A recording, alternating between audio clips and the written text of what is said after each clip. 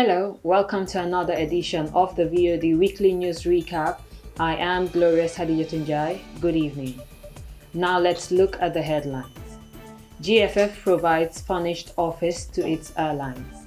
NAWEC warns its customers of 10 days power shutdown. Mayor Rohey Malick Lowe wins Rafael presidency. Senegalese soldiers allegedly opened fire on Gambians. Mali withdraws from the regional anti-jihadist force G5 Sahel. US to redeploy troops to Somalia to counter al-Shabaab. Kenya's presidential candidate Odinga picks Martha Korir as running mate. Libya arrests hundreds of migrants in recent days. Idrissa Gueye refused to wear PSG shirt featuring rainbow symbol. Trump urges Dr Owens to declare victory in Cliffhanger's Senate vote. China-Eastern plane clash, likely intentional, US report says. Spain ex-king to return after 2 years exile. Mariupol battle draws close as more troops surrender. Those were the headlines. Now let's look at the news in details.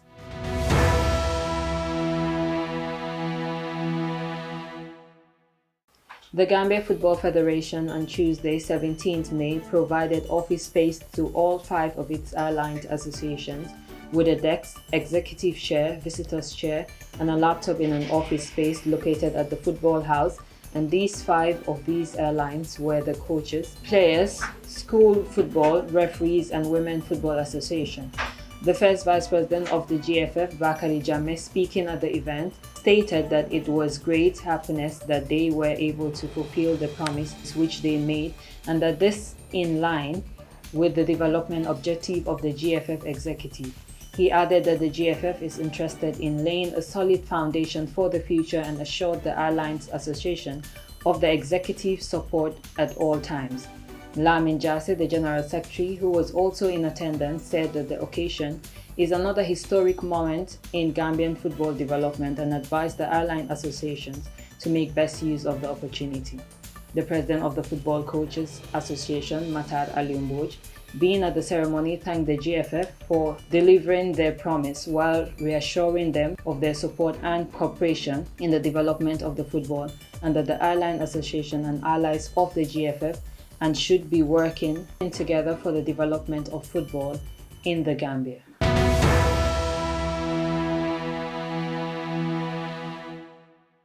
The National and Water Electricity Company on Monday issued a statement on one of their public forums stating that one of their camp power will be shut down from its engine for routine maintenance. This came shortly after signing a contract with the Camp Power Gambia for the extension of operation in the West African country. But however, NAWEC has assured their customers that no major disruption of service is expected as a result of the shutdown.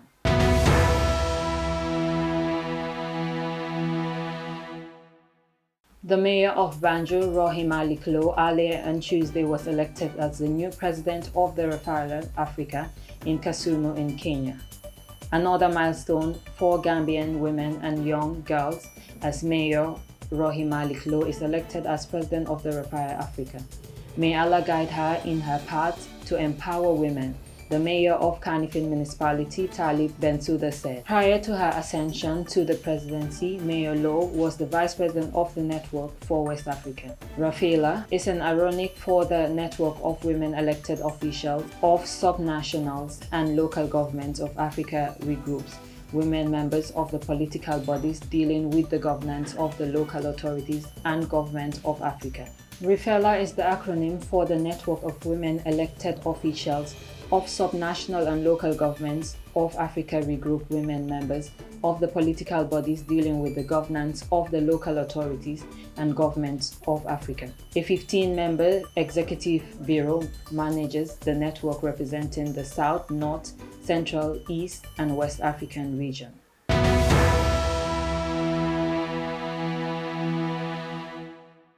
The Gambia Armed Forces military confirmed on Tuesday evening that it was sent troops to the country's southern border with Senegal after some Senegalese troops at the nearby Casamas village of Majejem fired shots into Gambian territories, wounded 6 Gambians in the village of Jakim of Fonyi Bantang, Karana.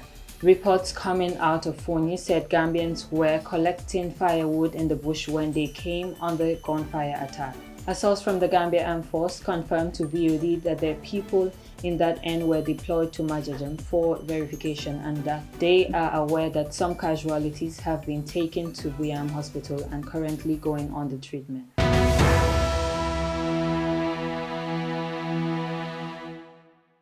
Now let's look at the news across our borders.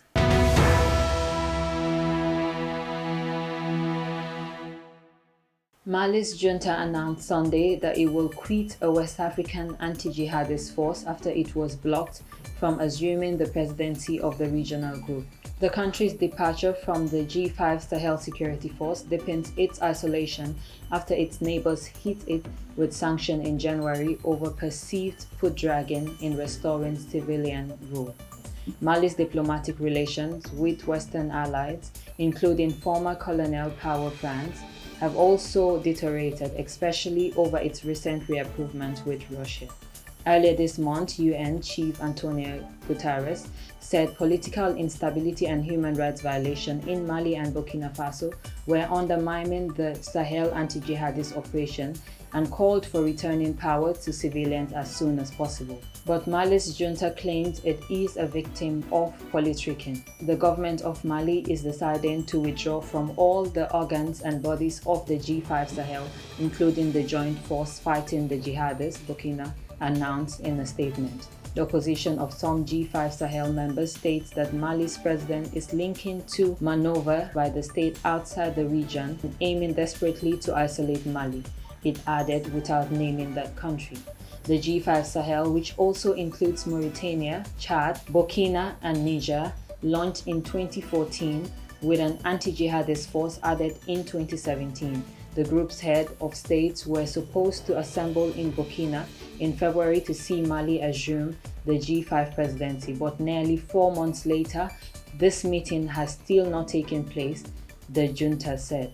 Mali is struggling under sanctions imposed by other West African countries over the military's decision to retain power following multiple coups.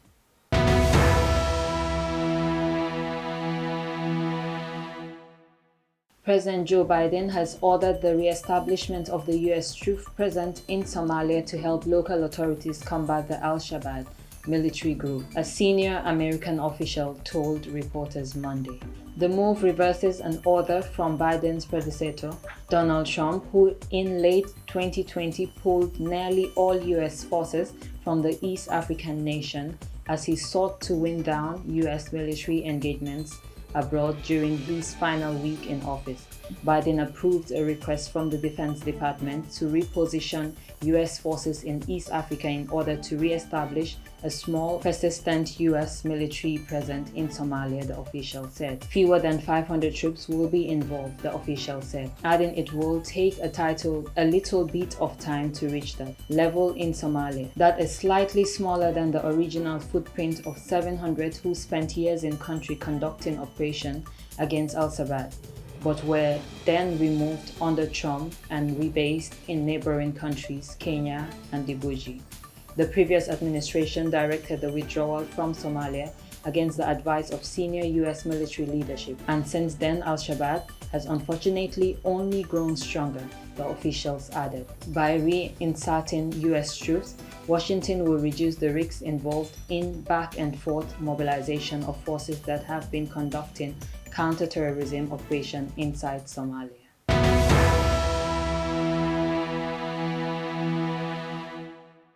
Kenyan Azimio Lomoja presidential candidate Raila Odinga announced Monday he had chosen Martha Karua to serve as his running mate. At the Nairobi rally, Odinga revealed Monday he would share a ticket for the next presidential election scheduled in August with female politician and one-time rival. My dear Kenyans, come at the hour, come at the lady. I have great honor to announce that I have picked as my running mate a cabinet secretary for justice and constitutional affairs, the Honorable Martha Karua. Karua, a former presidential candidate herself, was nicknamed Iron Lady as she fought her way up the male-dominated Kenyan political arena. If the pair wins the poll, my dear Kenyans, cometh the hour, cometh the lady. I have the great honor to announce that I have picked as my running mate and Cabinet Secretary for Justice and Constitutional Affairs, the Honorable Martha Wangari Karua. Karua would become Kenya's first female deputy president. This is a moment for the women of Kenya. It is the moment that my late grandmother, one of the most instrumental women in my life, would have been proud of. But she would not have been surprised because generations of women have fought for space in the decision-making table, the lawyer and former justice minister commented.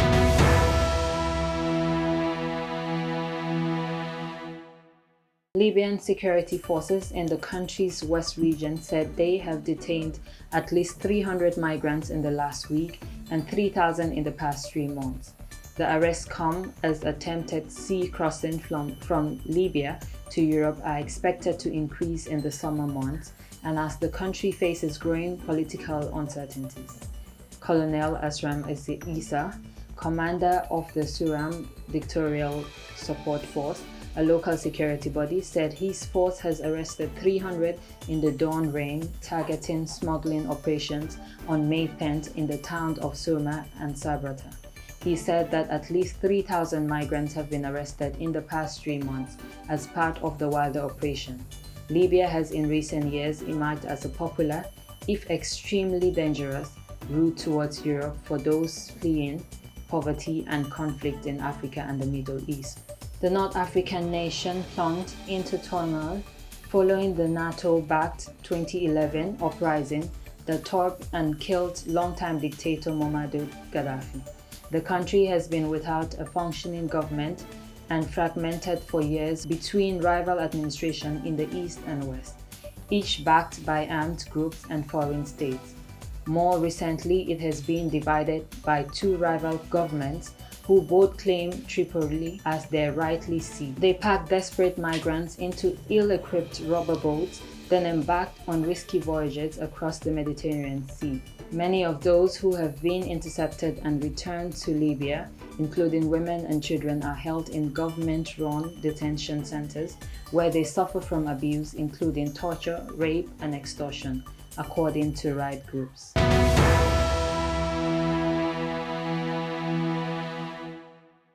Idrissa Gueye refuses to wear PSG shirt featuring rainbow symbol.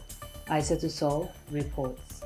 Paris Saint-Germain Idrissa Gueye refused to play in a match to avoid wearing a rainbow symbol in support of LGBTQ+ rights. The 32-year-old former Aston Villa and Everton midfielder was absent from Saturday's 4-0 win over Montpellier. Paris Saint-Germain boss Mauricio Pochettino said only that Gueye missed the game for personal reasons. The French Football Federation has reportedly written to Gueye to clarify why he was absent. Crystal Palace Cheikhou Kouyaté and Watford Ismaïla Sarr has posted on social media in apparent support to their Senegalese teammate Saints. Kouyaté posted a picture of himself alongside Gueye on Instagram with a caption calling Gueye a real man. Watford winger Sarr posted a picture of him and Gueye accompanied by 3 hearts emojis and caption 100%. In response to Sarr's post, Watford reiterated that commitment to equality and diversity, adding, "This includes the willingness to offer future education and support to any of its employees." At the news conference on Wednesday, Crystal Palace boss Patrick Vieira said if his player has posted in relation to Gueye, he would speak to them. He will speak to them. It's going to be an in-house conversation, he added. Homosexuality is illegal in Senegal and punishable by prison sentencement for up to 5 years. For the second successful season, clubs in France have been invited to mark 17th May International Day against homophone bi, beta bi, and transparent bi, and transfer bi by wearing rainbow design numbers on the back of their shirts. In addition to missing Saturday's win over Montpellier, Gueye, who arrived at Paris Saint-Germain for 30 million in July 2019, missed the last year's show. The AFP news agency said on Wednesday it has seen a letter from the FFP Ethics Board calling on Gueye to explain why he missed the Saturday's match. The letter says AFP called for him to issue a public apology or to say that the rumors he refused to play are unfolded. Haddjatou reporting for VOD.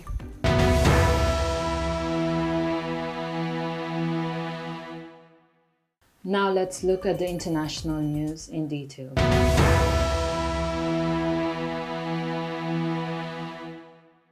Former President Donald Trump has urged celebrity Dr. Mehmet Oz to declare victory in Tuesday's close-to-call Pennsylvania Republican Senate primary, even as votes show his lead narrowing. With over 95% of votes counted, Dr. Oz leads with 31.2% of the votes compared to 31.1% for challenger Dave McCormick. State law says a recount must be held if the candidate's margins of victory is under 0.5%. Thousands of mail-in ballots must still be counted. On Wednesday, Mr. Trump took a Truth Social, his new social media platform, to cast doubt on the election and claim that Dr. Oz, a surgeon best known as his appearance on the Oprah Winfrey Show, has won. He compared the state's counting of mail-in ballots to the 2020 election, which he continues to insist he won. There we go again, Mr. Trump said on the primary in Pennsylvania. They are unable to count the mail-in ballots. It is a big mess. In another post, he urged Mr. Owens, upon he has endorsed, to declare victory. He just makes it harder for them to cheat with the ballots that they just happened to find, he wrote, providing no evidence to back up his claim. In Lancaster County, a ballot print error meant that thousands of mail-in ballots had to be reprocessed. The race between Mr. Oz and Mr. McCormick, a former hedge fund CEO, will determine who will run as the next Republican senator for Pennsylvania in the forthcoming midterm elections.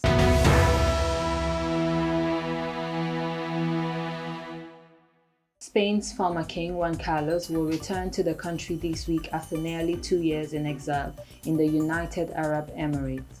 The Spanish royal palace has confirmed. He left Spain after he was linked to an inquiry including alleged corruption. But 3 investigations against the 84-year-old were dropped in March, paving the way for him to return. The ex-king will arrive in Spain on Thursday, and before he travels back to the UAE on Monday, he plans to spend time with his family in Sanixo, in northwest Spain, and will also see his son King Felix VI in the capital Madrid. The visit is part of his desire to visit his family and friends regularly in Spain in a private setting, the palace statement said. The former king's return comes after he sent a letter to his son in March in which he told him he was looking to make a timely return to Spain after the country's Attorney General's office shoveled the investigation against him. When the letter was issued in March, the Spanish government said Juan Carlos owed the Spanish Republic an explanation for his economic affairs. Juan Carlos abdicated in 2014 after close to 40 years in power and handed power to his son Felix. His decision to give up the throne came after a corruption investigation including his daughter's husband and a controversial elephant hunting trip the monarch took during Spain's financial crisis.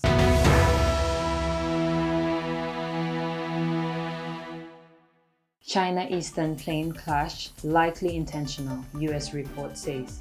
Haddjatou report. Flight data indicates a Chinese Eastern airplane that has crashed in March was intentionally put into a nose drive, according to US media reports. Investigators have so far not found any mechanical or technical fault with the jet, the report says. Citing a preliminary assessment by US officials, the Boeing 737-800 was flying between the southern Chinese cities of Kunming and Guangqin when it crashed. All 32 passengers and crowd on board the plane died in the crash.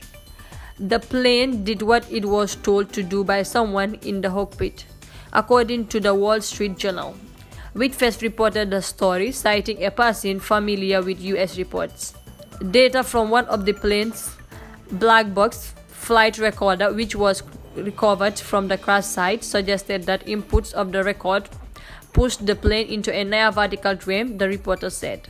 ABC News citing US officials also report that the crash was believed to have been caused by intentional act. The investigators looking into the crash are examining whether it was due to intentional action of the flight docked, with no evidence found of a technical malfunction, according to Reuters, which cited 2 people briefed on the matter. Haddjatou Njie reporting for VOD.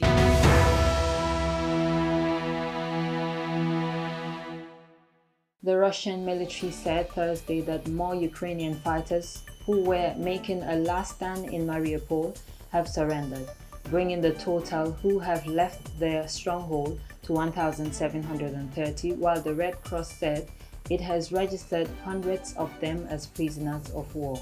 The International Committee for the Red Cross said that the registration of Ukrainian prisoners of war, which included wounded fighters, began Tuesday under an agreement between Russia and Ukraine. The Geneva-based humanitarian agency, which has experience in dealing with prisoners of war and prisoners exchanges, said, however, that its terms did not transport the fighters to the places where they are held, which was not specified. The Ukrainian fighters who emerged from the ruined Azovstal steelwork after being ordered by their militants to abandon the last stronghold of resistance in the now flattened port city faced an uncertain fate. Some were taken by the Russians to a former penal colonel in territory controlled by Moscow-backed separatists, while Ukraine said it hopes to get the soldiers back in a peace in Juan. Russia threatens to put some of them on trial for war crimes. The Red Cross cited rules under the Juvenile Convention that should allow the organization to interview prisoners of war without witnesses, and the visits with them should not be unduly restricted.